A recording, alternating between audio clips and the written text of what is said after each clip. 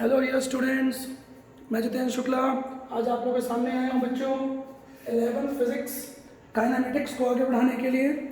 सो बच्चों, time waste ना करते हुए हम आगे बढ़ते हैं टॉपिक में। और आज हम पढ़ने जा रहे हैं बच्चों स्पीड। बच्चों डिस्प्लेसमेंट, डिस्टेंस हो गया था, टाइप्स ऑफ मोशन भी हो गया था। आपको मैंने पढ़ाया था 3 types of motion: translatory motion, rotational motion and oscillatory motion. ठीक है बच्चों, तीनों की डेफिनेशन मैंने क्लियर की थी। अब हम पढ़ेंगे स्पीड एंड वेलोसिटी, चाल और वेग। ठीक है बच्चों, शेड्यूल टाइम्स सब्सक्राइब करिएगा। टाइम्स शेड्यूल समझ में आए तो शेयर करिए व्हाट्सएप में, इंस्टा में, फेसबुक में। ठीक है, चलिए। सो बच्चों टाइम वेस्ट नहीं करेंगे, जल्दी फटाफट, क्योंकि इनिशियली बच्चों टॉपिक इजी है। ठीक है, स्पीड डिनोट करते हैं बच्चों इसको स्मॉल v से, स्पीड। ठीक है, speed is equal to distance covered by the body, वस्तु के द्वारा चली गई दूरी पर यूनिट टाइम, प्रति इकाई समय, दूरी बटे समय। ठीक है बच्चों, 9th में पढ़ चुके हो बच्चों, इसलिए मैं ज़्यादा टाइम इस पर नहीं दूंगा, पहले बोल दे रहा हूँ। ठीक है, सो 4 बराबर दूरी बटे समय। क्लियर है। v इज इक्वल टू ऐसा भी लिखा जा सकता है s/t, 9th में पढ़ चुके हो। It is scalar quantity. बच्चों यह एक अदिश राशि है। It is scalar quantity. इसमें दिशा का कोई रोल नहीं है, दिशा का कोई काम नहीं है। ठीक है बच्चों, दिशा का कोई यूज नहीं है इसमें। ठीक है, चलिए, तो स्केलर क्वांटिटी है ये। ठीक, अदिश राशि है, लाइक डिस्टेंस। अब बच्चों इसकी यूनिट क्या होगी? मीटर पर second. SI unit, MKS unit, MKS and SI both are same. ठीक है, मीटर, किलोग्राम, सेकंड पढ़ा चुका हूँ, पिछला वीडियो देखिए। ठीक है, सेंटीमीटर पर सेकंड। अपॉन मीन्स, अपॉन को क्या रीड करते हैं? पर, प्रति। ठीक है बच्चों, छोटी छोटी बातें मैं आपको क्लियर कर रहा हूँ।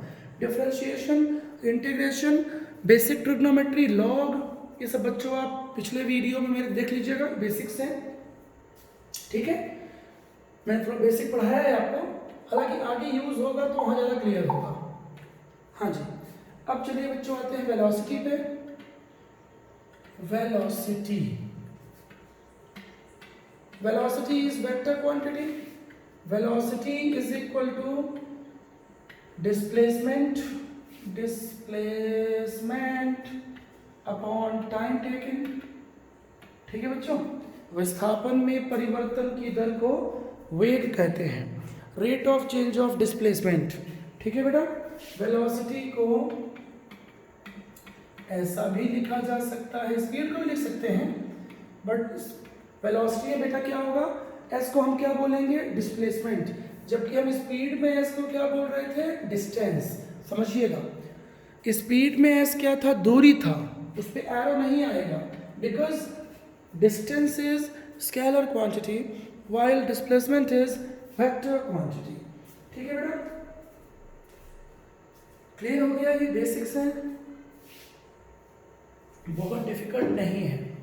ठीक है, डेल्टा मीन्स क्या होता है बेटा? चेंज। डेल्टा एस को फिजिक्स में क्या लिख सकते हैं? s2 minus s1। और बच्चों ये सिर्फ एक जगह यूज नहीं होगा फिजिक्स केमिस्ट्री में, पूरे कहना चाहिए इतना भी फिजिक्स केमिस्ट्री है दुनिया में। डेल्टा मतलब क्या होता है? Change, final value minus initial value. Arrow लगा दोगे बेटा तो ये क्या हो जाएगा? डिस्प्लेसमेंट। और एरो हटा दोगे तो क्या हो जाएगा? डिस्टेंस। एक्स भी लिख सकते हैं, सम बुक्स डेल्टा एक्स भी लिखती हैं, नो इशू। ठीक है, चलिए। So rate of change of displacement is called velocity. विस्थापन में परिवर्तन की दर को वेग कहते हैं। अब बच्चों मैं आपको एक छोटी सी बात बता रहा हूँ जो पूरे फिजिक्स में काम आएगी, ध्यान समझिएगा, क्योंकि अभी आपका करियर स्टार्ट हुआ है। बच्चों 11th क्लास आपके जीवन की सबसे इम्पोर्टेंट क्लास है, और 9th। ठीक है, अभी तक आप रट्टा मार के स्टडी किए, डजेंट मैटर, कोई फर्क नहीं पड़ता, बट अब आपको रट्टा नहीं मारना है, अब आपको समझ के पढ़ना है चीज़ों को। भले आपका 70-80% आए 10th में, कोई इशू नहीं है, लेकिन 11th एक न्यू फेज है, न्यू लाइफ है। बच्चों कई बार हम देखते हैं कि कई बच्चों का 95 प्लस आता है 10th में, उसके बाद भी वो 11 में चले जाते हैं 60-70% में। क्यों? बिकॉज वो रट्टा मारते हैं, रट्टा मार के लाते हैं 10th में। 10th का सिलेबस कम होता है बेटा, तो ये गलती मत करिएगा, ठीक है। यदि आपको फ्यूचर में सक्सेस होना है तो फिजिक्स, केमिस्ट्री, बायोलॉजी, मैथ को समझ के पढ़िए, एंजॉय करिए, इंटरेस्ट के साथ डिटेल पढ़िए, एक्सपर्ट टीचर से पढ़िए, ठीक है बच्चों। ये नहीं कोई पढ़ के पढ़ा रहा है, 4 पेज लिख के लाता है, हम देखते हैं स्कूलों में, ट्यूशन्स में, हमारे यहाँ फैकल्टीज थे, ऐसे टीचर्स आपको वो नॉलेज नहीं दे सकते हैं। एक्सपर्ट चाहिए उसके लिए, जो पैशनेट हो, डेडिकेटेड हो, हार्ड वर्क करता हो, ठीक है बेटा। क्योंकि IIT मेडिकल सबके बूते का नहीं है, बोलना सबको आता है, बोर्ड में लिखने में क्या आता है, IIT पढ़ाएंगे हम, ठीक है बेटा। सब कोटा की कॉपी करते हैं, नाम भी वैसे रख लेते हैं, ठीक है, मूर्ख बनाने के लिए, ठीक है बेटा, हल्का स्पेलिंग चेंज करके, तो सबके बस का नहीं है ये, है ना। हमारे शहडोल डिवीज़न में कई लोगों ने ऐसा किया है ना, इवन मेरी कॉपी करने के प्रयास किए। बेटा कभी किसी की कॉपी नहीं हो सकती है, ठीक है। अमिताभ बच्चन रहेगा, शाहरुख खान रहेगा, दोनों एक दूसरे को रिप्लेस नहीं कर सकते। सचिन और विराट कोहली एक दूसरे को रिप्लेस नहीं कर सकते, दोनों अलग, दोनों डिफरेंट है, दोनों की डिफरेंट टेक्निक है, डिफरेंट शॉट्स हैं। तो बच्चों ये डेल्टा को ही फिजिक्स में कहीं भी डी लिखा जा सकता है, ठीक है। डेल्टा को हम क्या रीड करेंगे, चेंजेस, बट डी का मतलब क्या हुआ, डिफरेंशियल। दूसरी बात, यदि इसको हम ऐसा क्रॉस मल्टीप्लाई कर दें तो ये हो जाएगा क्या, ध्यान दीजिए, वी डी टी। अब ये क्या इंडिकेट कर रहा है आपको कि भैया इंटीग्रेशन करो, क्योंकि डी बाई डी क्या होता है, अवकलन, डिफरेंशियल, डिफरेंशिएशन। लेकिन बेटा ds क्या होता है, dt क्या होता है, d मतलब इंटीग्रेशन। तो यदि इस इक्वेशन का इंटीग्रेशन करेंगे तो आपको आगे रिजल्ट्स मिलेंगे, ठीक है। ये छोटी बात है, समझिएगा। इसको हम क्या रीड कर सकते हैं कि बेटा डिस्टेंस या डिस्प्लेसमेंट का डिफरेंशिएशन करने में with respect to the time we get speed और वेलोसिटी। हिंदी बोल रहा हूँ, यदि टाइम के सापेक्ष s का, s या तो डिस्टेंस होगी या तो डिस्प्लेसमेंट होगी, डिफरेंशिएशन कर देंगे, अवकलन कर देंगे बेटा, तो वो क्या हो जाएगा, वेलोसिटी हमको मिल जाएगी। बट यहाँ अलग स्टोरी है, यदि हम वेलोसिटी का इंटीग्रेशन कर दें टाइम के रिस्पेक्ट में तो हमको डिस्प्लेसमेंट मिल जाएगा, ठीक है बेटा। तो ये छोटी छोटी बातें हैं, समझिएगा अच्छे से। दूसरी बात बच्चों, s का मतलब क्या है, डिस्टेंस और डिस्प्लेसमेंट। ds को हम और क्या रीड कर सकते हैं, स्मॉल डिस्टेंस और डिस्प्लेसमेंट। ध्यान से सुनिए, d का एक और भी मीनिंग होती है, स्मॉल वैल्यू, फिजिक्स में small value, d theta small angle, d time small time, ठीक है बच्चों। तो इंटीग्रेशन तो होता ही है d का मतलब dt dx, लेकिन स्मॉल भी होता है। अब यदि हम इसको इंटीग्रेशन लगा दें, समाकलन लगा दें, तो बेटा ये क्या हो गया, स्मॉल वैल्यू का इंटीग्रेशन टोटल, स्मॉल टाइम का इंटीग्रेशन टोटल। क्लियर है, बात समझ में आ रही है बच्चों, ठीक है, क्लियर हुआ ये। चलिए आगे बढ़ते हैं।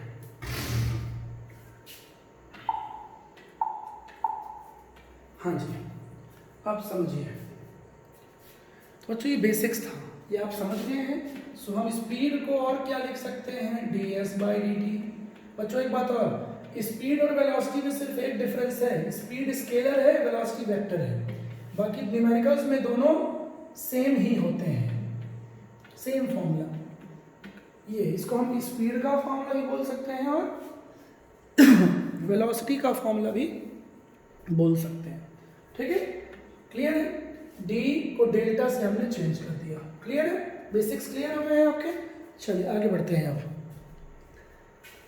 हाँ, अब डिफरेंसेस तो 9th में पढ़े हो यार, बच्चे की जान लोगे क्या। स्पीड स्केलर क्वांटिटी है, वेलोसिटी वेक्टर क्वांटिटी है, स्पीड जीरो नहीं हो सकती किसी मूविंग बॉडी की, वेलोसिटी वेक्टर है, और जो वेक्टर होगा वो पॉजिटिव भी हो सकता है, वेलोसिटी में भी पॉजिटिव, नेगेटिव और जीरो। लाइक डिस्प्लेसमेंट, ठीक है बेटा, वेलोसिटी कुछ भी हो सकता है, ठीक। क्लियर हुआ ये, ठीक है।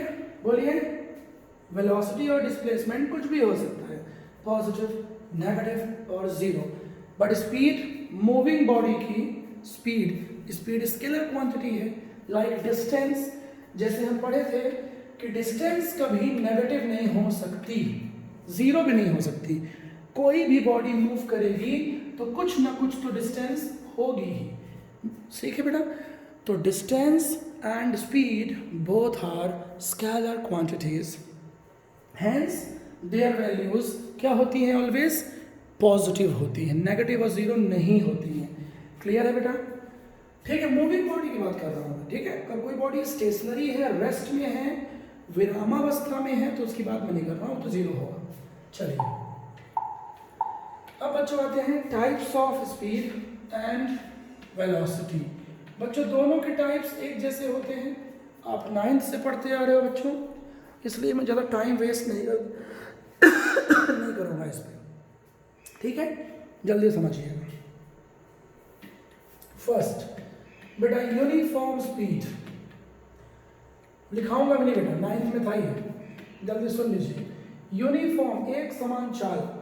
तो बच्चों यूनिफॉर्म वर्ड का मतलब होता है कांस्टेंट, जल्दी समझिएगा। यूनिफॉर्म वर्ड का मतलब होता है कांस्टेंट, स्थिर, ठीक है। यूनिफॉर्म मीन्स कांस्टेंट, स्थिर। तो कोई बॉडी इक्वल टाइम पे इक्वल डिस्टेंस कवर करे, if a body cover equal distance in equal interval of time, यदि कोई वस्तु समान समय अंतराल में समान दूरी तय करती है बच्चों, तब उसे एक समान चाल कहते हैं। क्लियर है? बात समझ में आ रही है? यूनिफॉर्म स्पीड कहते हैं, मतलब कोई ट्रेन है, कोई कार है, 1 घंटे में 50 किलोमीटर जाती है, अगले 1 घंटे में फिर से 50 जाती है, अगले 1 घंटे में फिर से 50 जाती है। क्लियर है? This is uniform speed. Clear है बच्चों? लेकिन दूसरा क्या है? नॉन यूनिफॉर्म स्पीड, असमान चाल, वेरिएबल स्पीड, परिवर्ती चाल। उसमें क्या होगा? Unequal distance, if a body cover unequal distance, clear है, in equal interval of time, मतलब मार्केट जाना, स्टेशन रोड जाना, जहाँ भीड़ रहती है बेटा, तो वहाँ पे क्या होता है? भीड़ रहने पे क्या होता है? हुचुक गाड़ी चलती है, टुचुक चलती है, टुचुक, देखे हो ना? तो उससे क्या होता है? आपकी स्पीड फिक्स नहीं हो सकती। 1 मिनट में गए 2 किलोमीटर, अगले 1 मिनट में गए 500 मीटर, अगले 1 मिनट में गए 200 मीटर, अगले 1 मिनट में गए 100 मीटर, कभी गए 300 मीटर, ठीक है बेटा, 3 किलोमीटर, कुछ भी, ठीक है बेटा। तो ये क्या हुआ? Non uniform speed. आगे बढ़ते हैं बच्चों, थोड़ा मैं फास्ट चल रहा हूँ बिकॉज ये 9th में था, सो मैं टाइम वेस्ट नहीं करना चाहता। आगे बढ़ते हैं।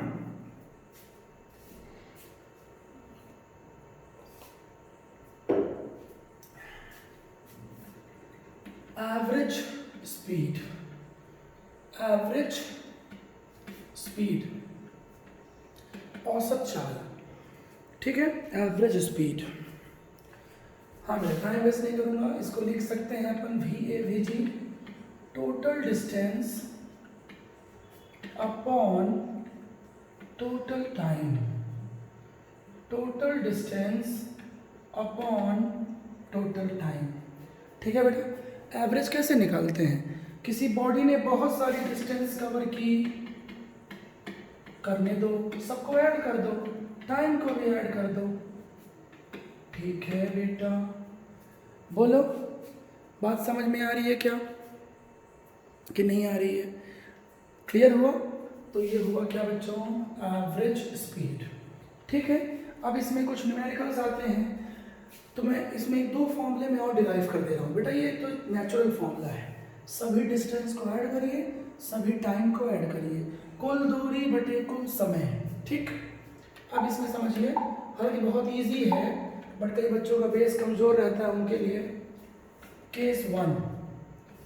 जनरली बेटा न्यूमेरिकल्स में क्या करेगा? दो डिस्टेंस की बात करेगा, टू डिस्टेंसेस की वैल्यूज आपको गिवन रहेंगी। अब क्या देखते जाइए, टाइम इज इक्वल टू क्या होता है, डिस्टेंस अपॉन स्पीड, क्योंकि स्पीड इज इक्वल टू होता है एस अपॉन टाइम। तो ऐसा लिख सकते हैं क्या, T2 क्या लिख सकते हैं, ऐसा लिख सकते हैं क्या, सो V average S1 plus S2